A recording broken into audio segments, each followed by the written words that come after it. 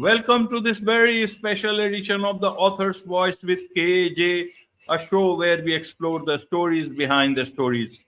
Here we dive into the worlds created by authors, discover their inspirations, and ensure that you walk away enriched and inspired. And today we have with us author Nkrumah Mensah. She comes from a long line of oral storytellers, versed in commercial construction by day, and as she says, toils on her writing passion as at night. And she has written several things, but this particular Annie of Survivor is the first foray in novel writing, and will be with Anne of Ryland being her second. So we'll be talking about Anne of Ryland today. So we'll talk about that book. So let's straightway dive into the story behind the story. Welcome to the show, Nkrumah. Hi, it's good to see you again. I like the new graphics in the beginning. You're welcome. Welcome. Thank you for that. We'll be showing some more better ones. Along with the better one will be about the book itself, which is the core focus of this particular show. So we'll talk about that. So coming to the book itself, Nkrumah, you have had a very busy life, and especially in construction. So I want to understand, about your journey, the story behind your story towards becoming an author. Well, actually, it started with my daughter. I think you and I have talked about this before. I decided to write a book a long time ago for my friend Uba, and then it went into a box. And I didn't think anything of it. I gave a copy to my friend, and that was it. Well, my daughter found this book in a box, and she asked if she could read it. And then she asked me why it wasn't published. So she shared it with a lot of her friends.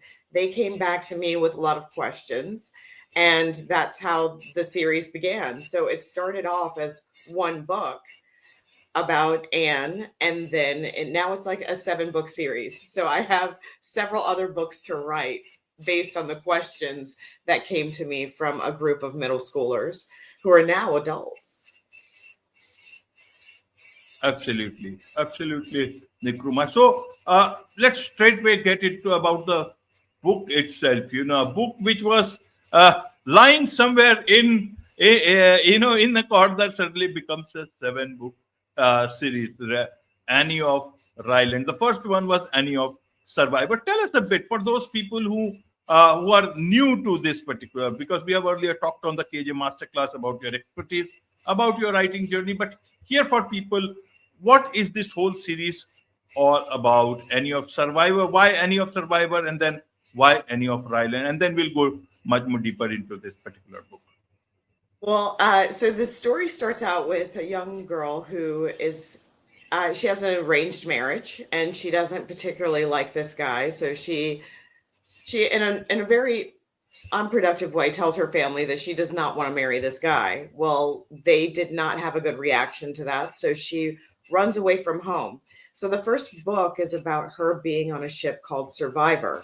She runs away from home. She takes on the persona of a young man called Andrew Palace, and she joins a merchant ship. And all of this is set in the late 1500s, early 1600s. So it's not a time when girls can really be on their own. Not that it's good really anytime, but a young girl on their own, not really good at that time period. So she dresses as a boy so that she can escape this arranged marriage. Well, towards the end of Anne of Survivor, you realize there's a lot of other things happening in her little world that she's unaware of. And by leaving home, she jumps from the frying pan into the fire. And so Anne of Ryland takes her from the fire into greater flames. And then you have to find out how she gets out of this. How does she survive? What happens? Does she end up going home? Does she end up getting married? Does she decide to leave her life completely and stay on a ship? So Anne of Ryland is the wrapping up, for the most part, of Anne's story, and brings you all the way to, I don't want to say the end because it's 7 books, but it brings you to a conclusion of this larger part of her life. Absolutely. So what is it that to even at the cost of teaching of Ryland. And who is this book for? I'm sorry, I didn't hear you. You went out for a second. Yeah, to understand this book better, Yes. who is this book for? What will readers find in this book? And do they have to read the first book to understand this, or even as a standalone book, this will give them quite a lot of sense? I think that if you read this as a standalone book, you could. But there's a lot that happens in book one that I would hate for you to miss. So, for you to understand deeper connection of the relationships, book one should be read. But book two, all on its own, is magical. I absolutely love it. And the audience, my main audience is young adult women, but I found that adults actually like this book, both male and female. And there's enough action and adventure in it for it to be accessible to young boys as well. Absolutely. So, is it a pure adventure kind of book, more of an inspiration? What is your mission in writing, or just pure entertainment? I love entertaining. I love entertaining. So, first and foremost, it's entertainment. But as I go back and reread it, there is a lot to be said for family connections. There's a lot to be said for the discovery of finding out who you are as a person and leaning into that despite what other people say. And I think that, again, in rereading it, once I decided to go forward with publishing, I wanted to show just how important connection with other people really is for personal growth and development. Absolutely, Nkrumah. So, this particular manuscript, it was, in some corner, gathering dust, if we may call it, till your daughter came in and rescued it. That was quite some time back. And then Yes, it this was. time is bit different. So, how have you made it relevant, or is it the same manuscript without much changes? Help us understand that part of it. How did you make it relevant for today? Honestly, so I wrote this before I was a mom, and now I'm a mom. So I think the major change was that I was kinder to the parents. The first time I wrote it, the scenes with the parents weren't as kind. But now I understand what it is to be a parent and what her parents were trying to do for her future. I'm a little kinder to the parents than I was before.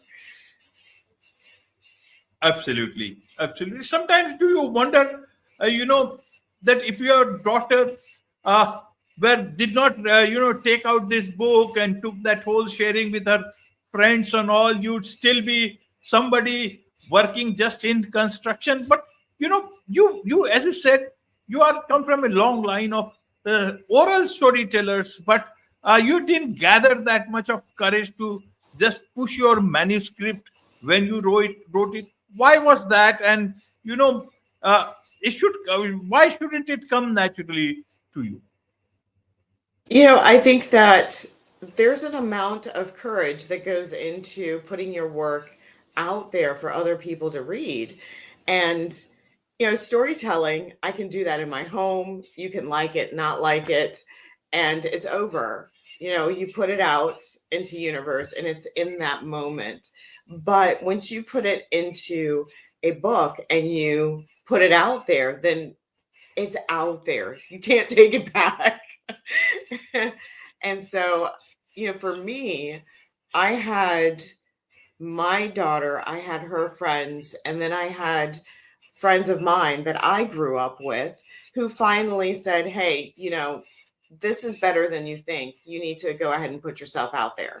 And all the people I've met since then, they have been encouraging me to do more and more. So, like with Anne, it was the people around her, the people she met, that enabled her to grow in a way that made her the best possible Anne. And for me, it's my kids, my friends, my family who are helping me grow in this aspect of my life so that I actually put myself out there.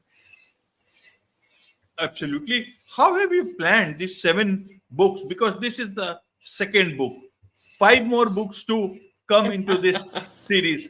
Means somebody who wants to write, go for the long haul, how can they learn about this whole planning part, Nkrumah? Oh, okay. So the planning's kind of haphazard. So the first book was like the first 2 books are about Anne. Well, my daughter and her friends, they asked about another character in the Anne series. They actually asked about 2. One person I'm not even going to write about because his life would be low key boring. But another character, I was wondering what she was going to do after the end of Anne's book as well. So the next 2 books, readers, I'm already writing, and hopefully the third book will come out next year. So fingers crossed. And I'm not going to tell you who those books are about, but let's just say that I think they'll be very surprised at this character's development. And at first, I thought I would write about this character and it would be done. But in writing about this character, I introduce another character. So people are now interested in that character. So she gets her own 2 books. And because I have to cut the series off somewhere, the 7th book is going to be a collection of short stories of all the other characters people want to know about. But I just don't have it in me to write an entire novel for all of those characters. Absolutely. So, being in construction, Nkrumah, and writing into such a creative line, how do you manage it all? Uh, is it possible for a writer like you, now with these successful books, one can leave one thing and then go full fledged into a thing like writing, or is it still not? It only works for some, not for every author. From what I've heard from very famous authors, is that it takes 5 years. They told me, wait 5 years. It takes 5 years. So we'll see. I'm only in year 1. But I honestly, more than, the wealth and fame or anything, I just want people to enjoy my stories. I know that there are plenty of authors who don't get recognized. And one of them I'm going to bring up right here is Marsha H. Crutchen. She wrote Skyborn. That is the first book I read cover to cover when I was younger. And that book changed my life in a lot of ways. And she didn't become a J.K. Rowling. She didn't become, any of these large, like, scale authors who have their books and movies. But she was important to me. And if I can touch one person the way that she helped me, that's good. That's good enough for me. Absolutely. Does it have to be divine providence that even if you keep your manuscript away many years later, your daughter comes in and gets hold of that manuscript, shows her friend, and then you also find a publisher who is known, if I remember, who is also somewhat connected from earlier days, school days? Yes, yes. Yeah, my publisher was actually connected to a guy I grew up with. So uh, my friend Daniel, he grew up across the street from me and he had no idea that I wrote. So he found out one Christmas and he was like, I have somebody I want you to meet. and from there, Anne of Survivor was published, and I've been having so much fun ever since. Absolutely. So this series is there. What about after that? Means, is it that you will go on to a next series? Any particular thing you have in mind about writing, Nkrumah? Because you have written also about other things also. Are you looking at those things also, poem and all that stuff? Okay, so honestly, so I'm also working on a web comic. I'm looking for an artist for that, and that's called The Chart. So I am working on other projects at the same time. I also write under another name. So I have another book that came out this year, as if I have a lot of time to write. But it's called I Wish I Had a Latino, but it's not a young adult novel. This is more adult. And so I write it under a different name because I don't want my young adults to go into a store and accidentally pick it up and get something completely different.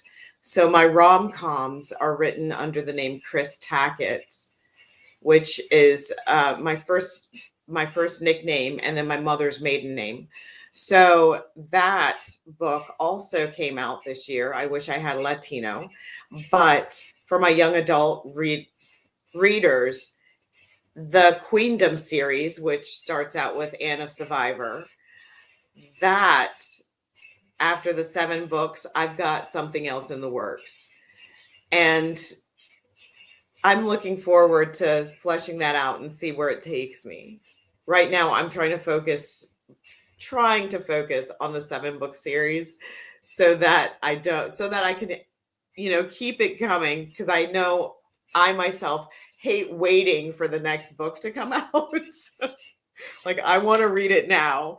And I know that my readers are the same way. So I'm trying to not make them wait too long for the next book. But there are some other ideas percolating in the back of my mind. And I look forward to working on those projects once this one's done. Absolutely. So, do you and your daughter talk about that? Your whole author journey, that manuscript in some corner. How do you look at that part in your life? Does she mention it often, or you mention it often? I think we mentioned it. She's in college now. Oh my God. Can I say that right first? She's in college now and she's looking at graduate school soon. So, and my younger daughter, my youngest, is looking at college now. So they're adults now. So it usually comes up in conversation with people who don't know us and don't know me. And I think she gets a little embarrassed that I bring up that she's the one who found it. But, credit where credit's due, you know? Absolutely.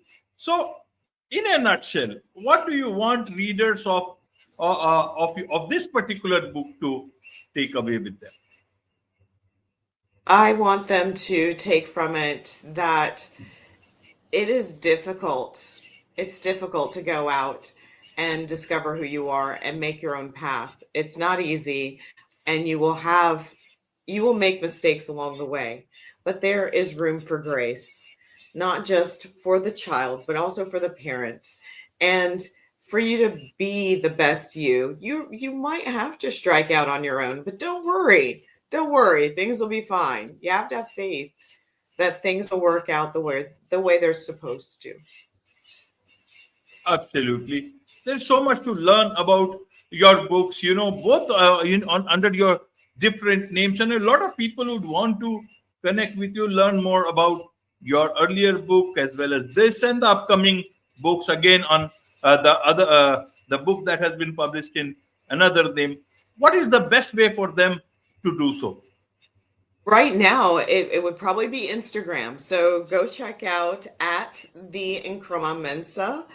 And I also have a website, www.between-the-line.com.